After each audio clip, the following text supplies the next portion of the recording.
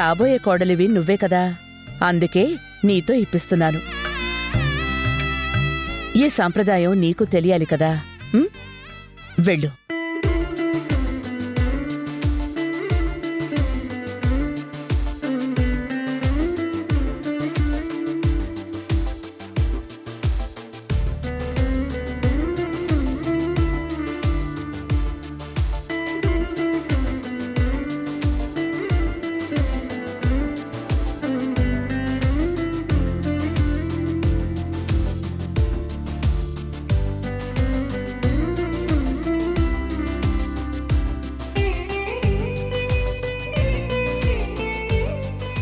నా కాదమ్మా ఇవ్వాల్సింది, వాళ్ళకి బొట్టు పెట్టి ఇవ్వు.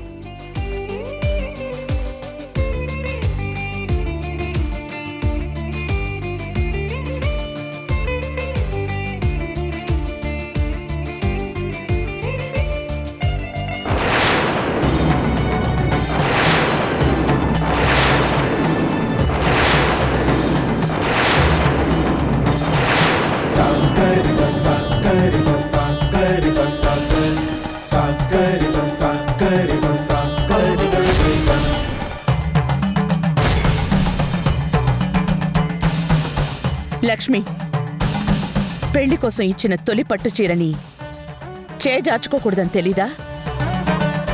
అది అపశకునం.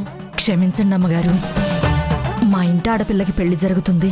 మీలాంటి గొప్పవాళ్లు అక్షింతలు వేస్తే దాని జీవితం బాగుంటుంది, మీ ఇంటి సారే దాని తొలి చీర అయితే దాని జీవితం బాగుపడుతుంది అని ఎన్నో అనుకున్నాను. కానీ ఆ చీరను చూశాక గుండాగినంత పని అయిపోయింది.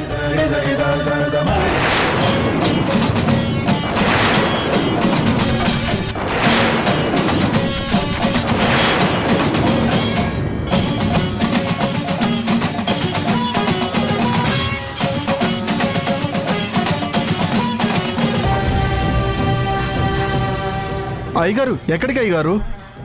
బొబ్బిలి, నేను వెళ్ళి నా కూతురిని తీసుకొస్తాను.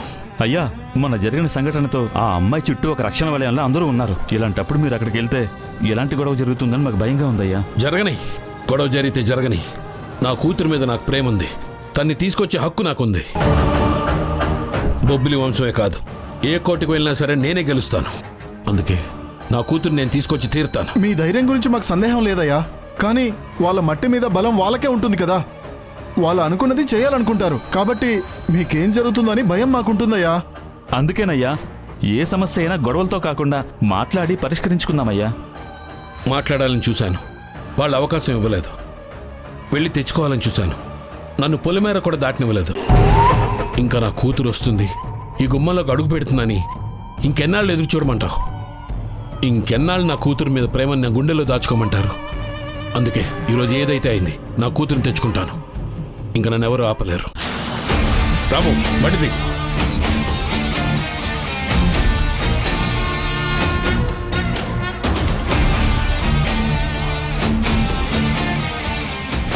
త్వరగా వెళ్ళమంటే అర్థం కాదా? నువ్వు బండి ఆపు, ఆపు.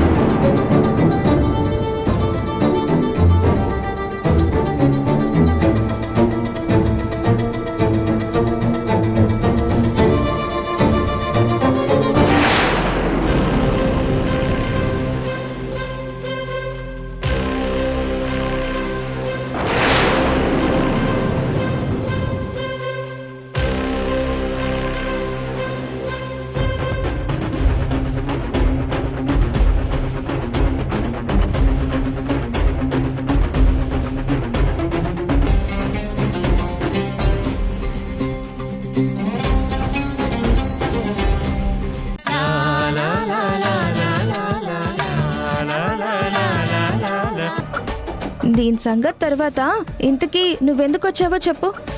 అద్దా, ఏం లేదు భూమి, నేను చదువుకుంటున్నాను. ఈ బొమ్మనేమో హాల్లో షో కేసులో పెట్టాలి. నువ్వు తీసుకెళ్ళి పెడతావేమో అని నీ దగ్గరికి వచ్చాను. ఇక్కడికి తెచ్చే బదులు నువ్వే తీసుకెళ్లి పెట్టొచ్చు కదా. అబ్బో, ఈ మధ్య నీకు కూడా తెలివితేటలు వస్తున్నాయి. చెప్పాను కదా భూమి, నేను చదువుకుంటున్నానని. అందుకే నువ్వు పెడతానంటే నీకు ఇస్తాను. పని మనిషి పద్మకి చెప్పొచ్చు కదా. చెప్పచ్చు. పని మనుషులు ఉన్నది పనులు చేయడానికే. ఈ బొమ్మ విలువ వాళ్ళకు తెలియదు కదా. అందులోనూ ఈ బొమ్మ మమ్మీకి చాలా ఇష్టం. ఫారెన్ నుంచి తెప్పించింది. అందుకే నేను కూడా ఇంతే జాగ్రత్తగా చూసుకుంటున్నాను. అంతకన్నా జాగ్రత్తగా చూసుకునే వాళ్ళ చేతికే ఇవ్వాలి కదా. అందుకే నీ దగ్గరికి తీసుకొచ్చాను. నీకు ఇబ్బంది అయితే చెప్పు, నేనే కిందకి తీసుకెళ్ళి పెడతాను. మమ్మీ అడిగితే భూమిని అడిగాను, తను చేయనంది, అందుకే తీసుకొచ్చాను అని చెప్తాను. అలా అంటే పెద్దమ్మ నా గురించి ఏమనుకుంటుంది? ఏమనుకుంటుంది? నిన్ను అందరిలో ఇంట్లో ఇంత అభిమానంగా చూస్తూ ఉంటే నువ్వు ఇంత చిన్న పని కూడా చెయ్యవా అని అనుకుంటుంది. సర్లే, నువ్వు నీ బొమ్మను చూసుకో. ఈ బొమ్మ నేను పెట్టేస్తాను. వద్దు, నేను తీసుకెళ్ళి పెడతానులే. పర్లేదు భూమి, నీకు ఇబ్బంది లేకపోతేనే. ఇందులో ఇబ్బంది ఏముంటుంది? ఇటివ్వు.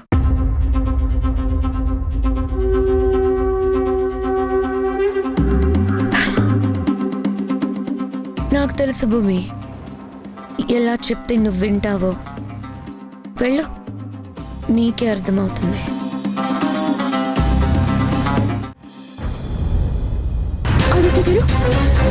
ఆదిత్య గారు లేవండి.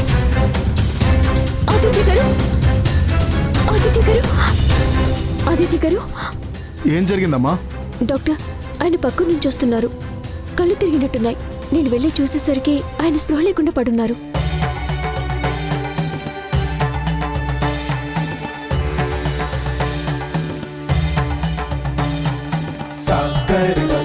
ఇది చూస్తుంటే హార్ట్ స్ట్రోక్ లా ఉంది.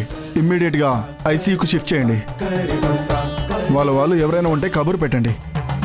వెంటనే కన్సల్ట్ ఫామ్ మీద సైన్ చేయాలి. ఇలాంటి కేసులు చాలా కాంప్లికేటెడ్ గా ఉంటాయి. సైన్ తీసుకోకుండా ట్రీట్మెంట్ చేస్తే తర్వాత లేనిపోని కేసులు మా మీదకి వస్తాయి. ఎవరో ఒకరు సైన్ చేయాలి కదా. సైన్ నేను చేస్తాను. మీరా? ఆయనకేమవుతారు? మన అనుకుంటే ఎవరైనా మన వాళ్ళే అవుతారు. ఆయన నాకు స్నేహితుడు. నా స్నేహితుడికి కష్టం వచ్చినప్పుడు నేనున్నానని నేను నిలబెడతాను. ఆ కన్సర్న్ ఫామ్ మీద నేను సంతకం పెడతాను. మీకు ఎలాంటి ప్రాబ్లం రాదు. ముందు మీరు వెళ్ళి ట్రీట్మెంట్ స్టార్ట్ చేయండి. సిస్టర్, ఆవిడని తీసుకెళ్లి సైన్ చేయించుకోండి. అలాగే డాక్టర్.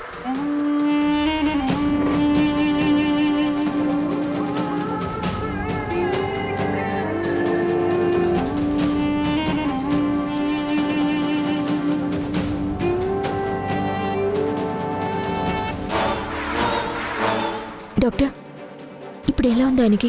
నేను ఊహించింది నిజమేనమ్మా. ఆయనకి హార్ట్ స్ట్రోక్ వచ్చింది. బాగా స్ట్రెస్ ఫీల్ అయినట్టున్నారు. బీపీ లెవెల్స్ కూడా చాలా ఎక్కువగా ఉన్నాయి. ఇప్పుడైతే ట్రీట్మెంట్ చేశాం. భయపడాల్సిన అవసరం లేదు. Out of danger. సమయానికి తీసుకొచ్చారు కాబట్టి ప్రమాదం తప్పింది.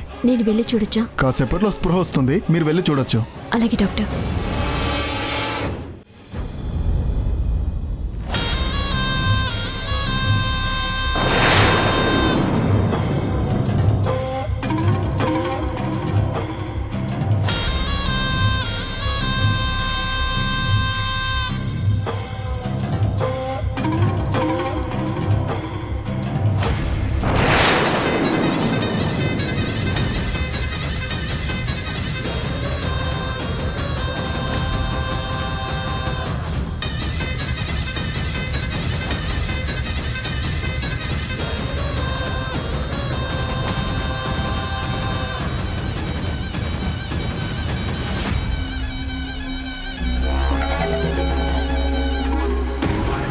అమ్మా భూమి,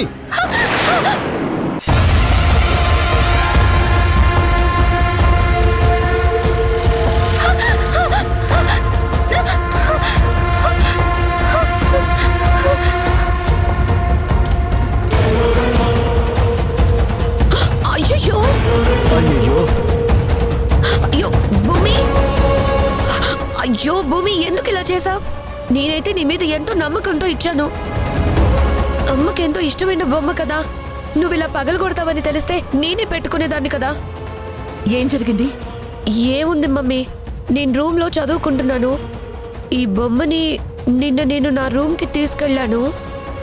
అక్కడుండే పొరపాటున పడిపోతుందేమో అని షోకేస్లో పెట్టమని భూమికి ఇచ్చాను. ఇదిగో ఇలా పగలగొట్టేసింది.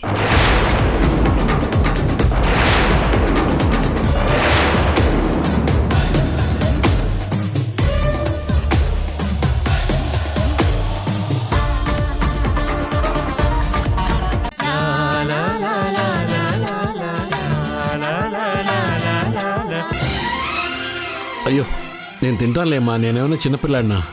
ఫ్రెండ్ పెట్టింది తినాలి తప్ప నేను తింటాను నాకు తెలీదా అని నా దగ్గర సమాధానం చెప్పకూడదు. నాకు తినిపిస్తున్నావు సరే, మరి నువ్వు తినవా? అమ్మో, నేనిక్కడ తింటే ఇంకేమైనా ఉందా? ఏ దీక్షితులు గారు ఏమైనా అంటారా? ఆయనేమీ అనరు. మీలాగే నేను తినిపిస్తే కాని ఆయన కూడా తినరు. నేను లేకపోతే అలిగి పడుకుంటారు. నన్ను పట్టించుకోవట్లేదని చెప్పి చిన్న పిల్లాళ్ళ మారం చేస్తారు. మా నాన్న పస్తుంటే నేను చూడలేను ఫ్రెండ్. అందుకే నేను ఎక్కడున్నా సరే సమయానికి ఇంటికి వెళ్ళి భోంచేస్తాను. పాపం దీక్షితులు గారికి ఉన్నది నువ్వు ఒక్కదానివే కదమ్మా. అందుకే నీ మీద ఆయనకు అంత ప్రేమ. ఆయన అమ్మలా నిన్ను చూసుకుంటున్నారు, నువ్వు ఆయనకు అమ్మలా మారి కాపాడుకుంటున్నావు. మీ ఇద్దరి బంధాన్ని చూస్తుంటే నాకు చాలా సంతోషంగా ఉందమ్మా. ఫ్రెండు, ఏ తండ్రి కూతురైనా ఇలాగే ఉంటారు. కూతురికి తండ్రి హీరో, అందులో ఎలాంటి డౌట్ లేదు. అంతవరకు ఎందుకు, మా నాన్న నాకు ఏమవుతుందో అని భయపడతారు. నేను ఎవరితో ఏం మాట్లాడితే ఎలాంటి గొడవలొస్తాయో అనుకుంటారు. కానీ నేను చేసే ప్రతి పనిని మా నాన్న మెచ్చుకుంటారు. నా కూతురు ఎప్పుడు మంచి చేస్తుంది, తనకి చెడు చేయటం తెలీదు అని అందరికీ గొప్పగా చెప్తారు. ఎవరైనా నా గురించేమైనా అంటే ఆయన బాధపడతారు. అంతేకాని నా దగ్గర మాత్రం అస్సలు చెప్పరు. తండ్రికి అంత గొప్ప ప్రేముంటుంది ఫ్రెండ్.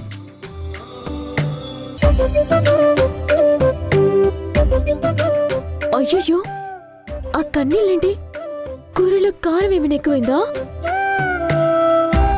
లేదమ్మా, నా ఇంట్లో లేని మమకారం గురించి నువ్వు చెప్తుంటే గుండెల్లో ఆవేదన కన్నీళ్ళ రూపంలో బయటకు వస్తుంది. సారీ ఫ్రెండ్, నేను నిన్ను బాధ పెట్టానా? అదేం లేదమ్మా. సరే, తినండి.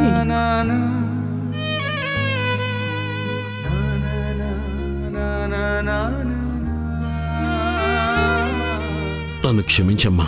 అదేంటి ఫ్రెండ్ అలా అంటున్నావు? నువ్వేం తప్పు చేసావని క్షమించాలి? అదేం లేదమ్మా, నా కూతుర్ని నువ్వే నాకు దూరం చేసావనుకుని ఆ రోజు నుంచి నీ మీద కోపాన్ని పెంచుకున్నాను. కానీ ఈరోజు నా ప్రాణాన్ని నువ్వే కాపాడావు. నా ఇంటికొచ్చి ఫ్రెండు ఫ్రెండు అంటూ నాతో ఇంత ప్రేమగా మాట్లాడుతున్నావు.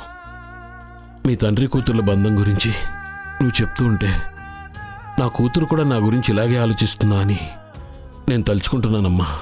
అంతే. చెప్పాను కదా ఫ్రెండ్, తండ్రి కూతుర్ని ఎవ్వరూ విడదీయలేరు. దైవం కూడా విడదీయలేని బంధాన్ని బంధువులు ఎలా విడదీస్తారు?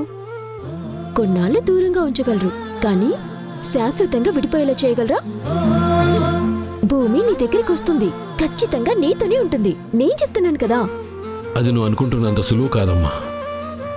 తను కన్ను తెరిచినప్పటి నుంచి నా ఊనికి కూడా తెలియకుండా పెంచారు వాళ్ళు. అలాంటిది నా కూతురు నా దగ్గరికి పంపిస్తారన్న నమ్మకం నాకైతే లేదు.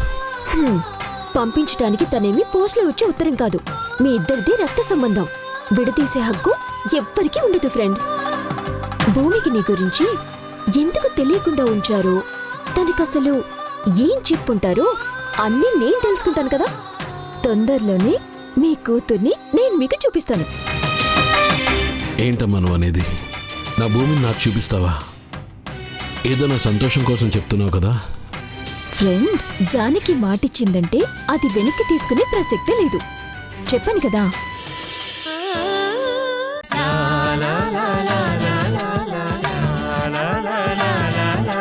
భూమి ఈ టైంలో ఫోన్ చేస్తుందేంటి? భూమి, జానకి, ఈ టైంలో నీకు ఫోన్ చేసి నేనేమైనా ఇబ్బంది పెట్టానా? భలే దానివి. నువ్వు ఫోన్ చేసావంటే ఆశ్చర్యంగా ఉంది. ఎందుకు చేసావు చెప్పు. నేను నిన్నొక మాట అడుగుతాను, ఏమీ అనుకోవు కదా? స్నేహితుల మధ్య అనుకోవడాలుండవు, అభిమానాలు మాత్రమే ఉంటాయి. జానకి, మన మధ్య స్నేహమే ఉండొచ్చు, కానీ నువ్వు నాతో ఉంటే నాకెంతో ధైర్యంగా ఉంటుంది. నా మనిషి నాతో ఉంది అన్న ఆనందం ఉంటుంది. అందుకే నేనొక నిర్ణయం తీసుకున్నాను. ఏంటది? నేను నిన్ను అక్క అని పిలవచ్చా?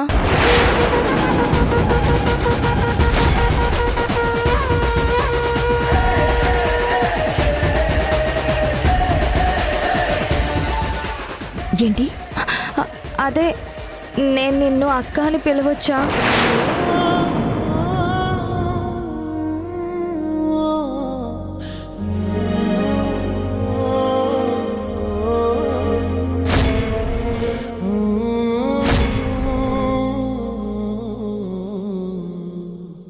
నీకెందుకలా అనిపించింది? ఎందుకో నాకు తెలీదు. ఈ ఇంట్లో అందరూ నా గురించి ఆలోచిస్తున్నారు, నన్నెంతో అభిమానంగా చూసుకుంటున్నారు. నేను బాధపడితే వాళ్ళు బాధపడతారు. అయినా సరే నేను ఒంటరిగా ఉన్నట్టే అనిపిస్తుంది. కానీ నువ్వు నాతో మాట్లాడినా, నువ్వు నా దగ్గరున్నా ఏదో తెలియని ధైర్యం నాకు వస్తుంది. అందుకే నిన్ను జానకి అని కాకుండా అక్క అని పిలవాలనిపిస్తుంది. ఈ బంధం ఏంటో నాకు తెలియదు, కానీ ఖచ్చితంగా ఒక అనుబంధం ఉంటుందని నేను నమ్ముతున్నాను. అందుకే అడుగుతున్నాను. నిన్ను అక్క అని పిలుస్తాను, ఓకేనా? బలిదానివి భూమి. నేనెప్పుడు నిన్ను నా చెల్లెనే అనుకున్నాను. నేను మా ఇంట్లో కూడా రోజు నీ గురించే మాట్లాడతాను. అలాంటిది నువ్వు నన్ను అక్క అని పిలిస్తే నేనెందుకు గుర్తుంటాను? తప్పకుండా పిలువు. థ్యాంక్స్ జానకి. కాదు కాదు, అక్క. చూడమ్మా, ఓడిపోతామన్న భయం ఉంటే అవిటివాణ్ణి కూడా ఎదిరించలేము. గెలవగలమన్న తెగింపుంటే 100 మంది సైన్యం ఎదురుగా ఉన్నా పోరాడగలం. విజయం అనేది ఎక్కడి నుంచో రాదు, అది మన గుండెల్లో ఉండే ధైర్యం నుంచి, మనం వేసే ఎత్తుల నుంచి వస్తుంది. మీ మాటలు వింటుంటే నాకు ధైర్యం వస్తుంది. నేను ప్రేమించిన నా బావ నా సొంతం చేసుకోగలనన్న నమ్మకం వస్తుంది. కానీ ఆ ఇంట్లో అడుగు పెట్టగానే అమ్మ మాటలు విని నమ్మకం పోతుంది. అమ్మమ్మ తన మనవరాల గురించి కంటున్న కళ చూస్తుంటే నాకు మిగిలేవి కన్నీళ్లే. అయినా ఇప్పటికీ నాకు ఆశ్చర్యంగానే ఉంది డాడ్. మీ పెళ్లి జరిగి ఇన్ని సంవత్సరాలు గడిచిపోయినా అమ్మ మన ఇంట్లో అడుగు పెట్టలేదు. ఆ ఇంటిని తన ఇల్లు అని ఒప్పుకోలేదు. అలాంటి అమ్మని నువ్వు ఒప్పించి పెళ్లి చేసుకున్నావంటే నిజంగా నువ్వు గ్రేట్ డాడ్. కానీ నాకు ఎప్పటి నుంచో ఒక డౌట్ డాడ్. అసలు అమ్మని ఎలా మార్చగలిగావు? చూడమ్మా, అందరూ రేపేం జరగబోతుందో అని ఆలోచిస్తారు. నేను 10 సంవత్సరాల తర్వాత ఏం జరగబోతుందో ముందే రాసి పెట్టుకుంటాను.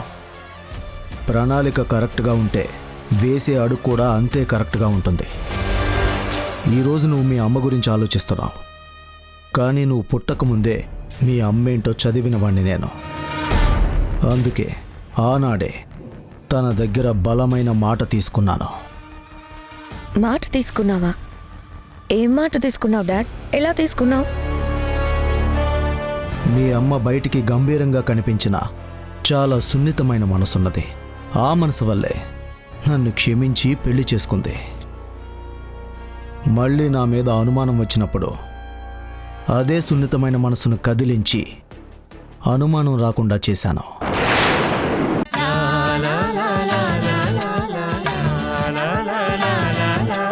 రేసుల కాలంలో కాకుండా రాజుల కాలంలో పుట్టుండాల్సింది. రే అభి, నన్ను రెచ్చగొట్టకో. కోపడకు బ్రో. ఇప్పుడు నేనేమన్నానని? ఓ పబ్ ఉందా క్లబ్ ఉందా అన్నాను. ఆ పబ్బుల గురించి క్లబ్బుల గురించి ఆలోచన నీకెందుకు వచ్చిందిరా? రే, నువ్వు పేరు కన్నావి కానీ తాత ఇలా ఆలోచిస్తున్నావురా. మరి నేను యూత్లో ఆలోచిస్తున్నాను రా. రే, మనం ఏం చేసినా సరే ఇంటి గౌరవం నిలబడేలా ఉండాలి. అంతేగాని మనం చూసి నలుగురు నవ్వుకునేలా ఉండకూడదు. అల్లరి వయసులో ఉన్నప్పుడు కాకుండా వంగిపోయినప్పుడు చేస్తావా? చూడు బాబు, వయసులో ఉన్న పిల్లలు అల్లరి చేస్తే పిల్లలు కదా అలాగే ఉంటారు అనుకుంటారు. దానివల్ల పరువు ప్రతిష్టలు ఏమి పోవు. కానీ ఏం చేయకపోతేనే ముద్దపప్పుల్లో ఉన్నారేంటి, వాళ్ళు ఎవరైనా డాక్టర్కి చూపించండి అంటారు. అసలు నేను చెప్పింది ఎప్పుడైనా విన్నావారా? ఎప్పుడు ఇలా తలతిక్కలా మాట్లాడి ఏదో ఒకటి చేస్తూనే ఉంటావు. హే నువ్వు వస్తావా లేకపోతే నేనే బయట ఎక్కడికైనా. రే ఏంట్రా ఏమన్నా? నేనే ఉన్నాను. ఏంటి రంగయ్య అప్పుడే ఇంటికి వెళ్తున్నావా? లేదు బాబు, తోటకి వెళ్తున్నాను. ఓహో, ఈ టైంలో తోటకి ఎందుకు? మార్నింగ్ నుంచి వర్క్ చేస్తూనే ఉన్నావు కదా, ఇంటికి వెళ్ళి రెస్ట్ తీసుకో. ఇది మామిడికాయల సీజన్ కదా బాబు, తోట మొత్తం విరగ్గాసింది. 2 పాలేర్లకి ఏదో పనుందని ఊరెళ్ళారంట. తోటను చూసుకునే వాళ్ళు ఎవరూ లేరు. అక్కడ మనిషి లేకపోతే పొద్దున్నే కాయలన్నీ మాయమైపోతాయి. అందుకే కాపలాకి వెళ్తున్నాను. రంగయ్యకి తోడు మనం వెళ్తే హాయిగా ఏ కళ్ళు తెచ్చుకొని ఫుల్గా తాగొచ్చు, తోటలో పడుకోవచ్చు, పచ్చని గాలిని చూస్తూ రాత్రంతా గడపచ్చు, పొద్దున ఏమీ తెలియని అమాయకుడిలా ఇంటికి వచ్చేయచ్చు. రంగయ్య ఏంటి బాబు? చూడు రంగయ్య, నువ్వు మా ఇంటికి కట్టపలాంటి వాడివి, మా గురించి ఆలోచించేవాడివి. అలాంటి నువ్వు ఈ వయసులో తోట కాపలా ఎలా వెళ్తావు చెప్పు? నేను మా అన్నయ్య వెళ్తాం, నువ్వు మీ ఇంటికి వెళ్ళిపో. రే మనం వెళ్ళడం ఏంట్రా? ఏంటన్నా అలా మాట్లాడతావు? వయసు అయిపోయిన రంగయ్య వీరుల్లో కాపలా కాస్తానంటుంటే వీరుల వంశంలో పుట్టిన మనం కాపలా కాయలేమా? పైగా తోట ఎవరిది? మనదే కదా. అక్కడ కాసిన కాయలు ఎవరివి? మనమే కదా. అవి పోతే బాధ ఎవరికి? మనకే కదా.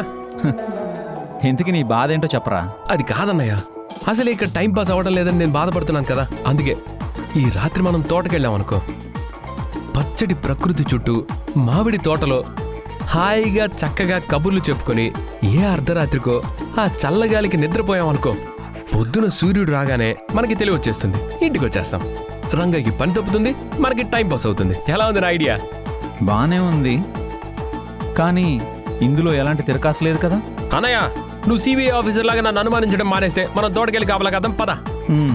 సరే రంగయ్య, నేను అభి వెళ్తాం, నువ్వు ఇంటికి వెళ్ళు. మీకెందుకు బాబు శ్రమ?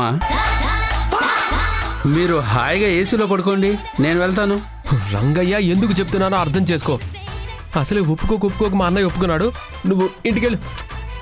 వెళ్ళవయ్యా, వెళ్ళు వెళ్ళు, ఇంటికెళ్ళు.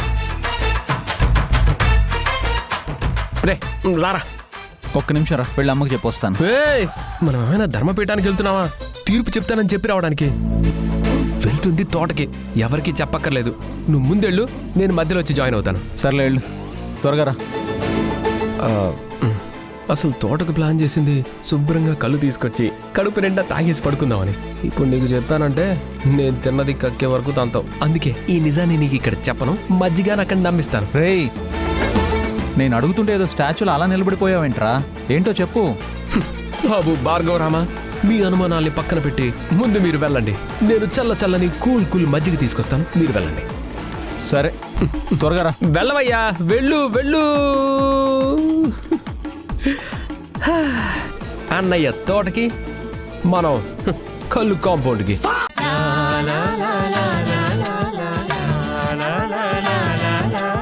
హలో, భార్గవ్ ఇక్కడ. మా వంశంలో క్షమించడమే తప్ప క్షమాపణ చెప్పే అలవాటు మాకు లేదు. తప్పు చేయనంత వరకు ఎవ్వరూ క్షమాపణలు చెప్పక్కర్లేదు. ఇలా తలతిక్కగా మాట్లాడితే ఎవరైనా సరే సారీ చెప్పాల్సిందే. చూడు జానకి, అనవసరంగా నన్ను రెచ్చగొట్టకు.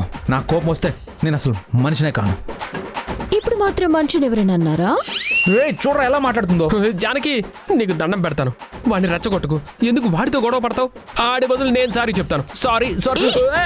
తప్పు చేసింది మీ అన్నయ్య అయితే నువ్వెందుకు సారీ చెప్తున్నావు? అబ్బిగా, నువ్వెందుకురా సారీ చెప్తున్నావు? అది కాదన్నయ్య. చూసావా తను చెప్పని ఇంకొకరిని చెప్పనివ్వడు. పొగరు పొగరు గురించి నువ్వే చెప్పాలి మరి. పిచ్చి పిచ్చిగా మాట్లాడమంటే ఊరుకునేది లేదు. ఏం చేస్తావు?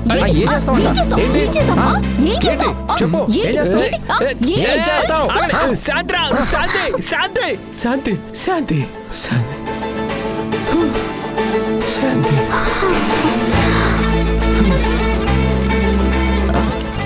సర్లే కానీ ఆ బాటిల్ ఏంటి? అసలే వేసవకాలం కదా, రాత్రి దాహం వేస్తే చల్లగా తాగొచ్చని మజ్జిగ తెచ్చుకున్నాను. మీ అన్నయ్యతో వాదించి నాకు దాహం వేస్తుంది.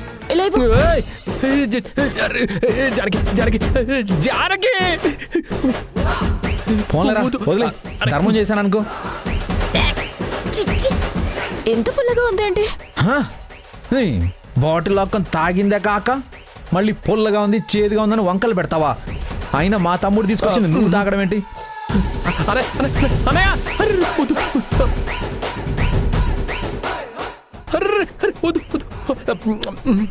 నేను ఒకటనుకొని తెస్తే మీరిద్దరు చేరిసగం తాగేశారు, ఇంకా నాకేం మిగిలింది?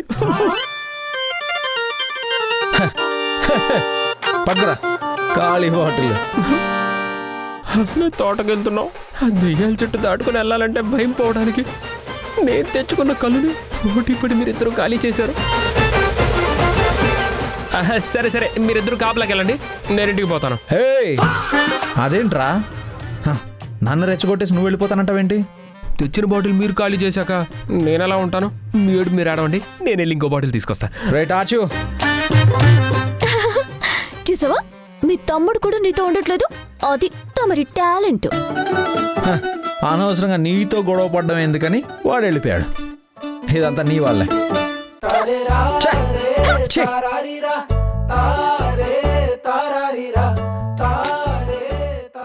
ఈ తోటలో ఒంటరిగా ఉంటే బోర్ కొడుతుంది. సరదాగా మాట్లాడదామంటే బుజ్జిగాడు కూడా పారిపోయాడు. ఇప్పుడు ఏం చేయాలి?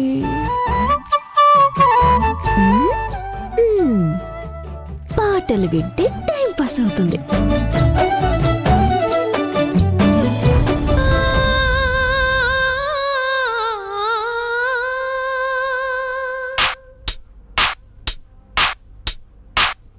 నా గొంతు శృతిలోనా, నా గుండె లయలోనా, పాడవే పాడవే కోయిలా, పాడుతూ పరవశించు జన్మ జన్మలా. నా గొంతు శృతి